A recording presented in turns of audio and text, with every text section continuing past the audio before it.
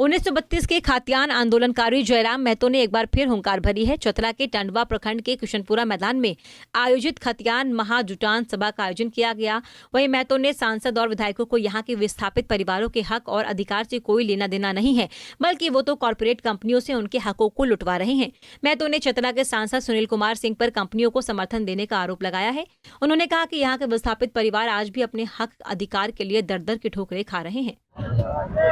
निश्चय ही झारखंड राज्य बनने की बात करें या फिर जब झारखंड राज्य का गठन भी नहीं हुआ था उस समय से यहाँ विस्थापन की समस्या है और आज कहीं ना कहीं ये आवश्यक है कि हम लोग को विस्थापन के मुद्दे के लिए एकजुटता के साथ लड़ना ही होगा, क्योंकि विस्थापन हमारी जमीनों का होता है और जमीन हमारे लिए महासमान है। चाहे बिरसा बाबा के आंदोलन की बात करें, सिद्धू कान्हू के आंदोलन की बात करें, रघुनाथ महतो के आंदोलन की बात करें, ये जो आंदोलन हुए हैं हमारी माटी में, इस महासमान माटी को बचाने के लिए हुआ है। वरना आप देख सकते हैं जिस समय अंग्रेज भारत देश में आए थे, चाहे बंगाल की बात करें, बिहार की बात करें या राजे रजवाड़ों की बात करें, सब ने उनकी अधीनता को लगभग स्वीकार कर लिया था। लेकिन हमारी जो परंपरा है, झारखंड की जो परंपरा है माटी को मां समान मानने की, इसलिए हमने अंग्रेजों को मुंहतोड़ जवाब दिया और फाइनली अंग्रेज की टीम यहाँ सर्वे करती है कि आखिर पूरे भारत में कहीं आंदोलन नहीं होता है, अकेले झारखंड में 150 आंदोलन होता है, क्या कारण है? तो फिर 20 साल सर्च करने के बाद वे बोलते हैं कि झारखंड के लोग जो आदिवासी मैंने आवरण में जीते खाते खेती के माध्यम से रहते हैं, इनकी सबसे बड़ी जो पूजनीय है वो है माटी।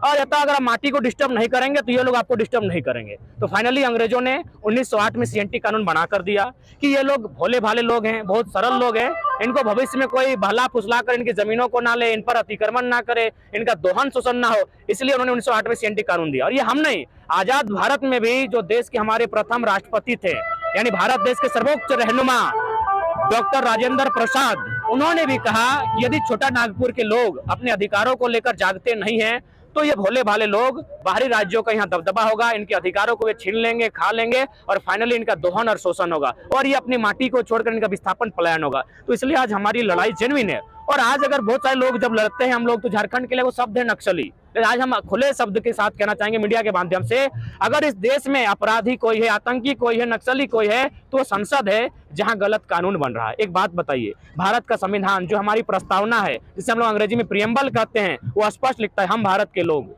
सामाजिक, आर्थिक, राजनीतिक समानता की बात करता है। तो यहाँ आर्थिक समानता की अगर आप बात करते हैं तो आर्थिक उन्नति आज 70 सालों में भी एक आम व्यक्ति की क्यों नहीं हो पाई है? क्यों चंद मुट्ठी भर लोगों के हाथों में देश की सारी संपत्ति, यानी पूंजीवाद को बढ़ावा दे रहे हैं, जबकि भारत के संविधान में पूंजीवाद का कहीं जिक्र नहीं है, वहां समानता की बात करता है। अतः आप अंतिम व्यक्ति को मजबूत करें, यानी मेरे शब्दों में कहा जाए तो एक अडानी पैदा करने से अच्छा है 1 लाख रमेश, सुरेश, अनिल, मनोज, हैदर पैदा करने के 1 लाख लोग पैदा हो, एक अडानी पैदा ना हो, तभी आर्थिक समानता की बात होगी। ये जो उदास राजनीति है, हमारे जितने भी राजनेता है उनकी मानसिकता उदासीन है, वो काफी उदासीन है। इतने उदासीन है कि वे लोग भविष्य की दूरगामी सोच नहीं रखते हैं।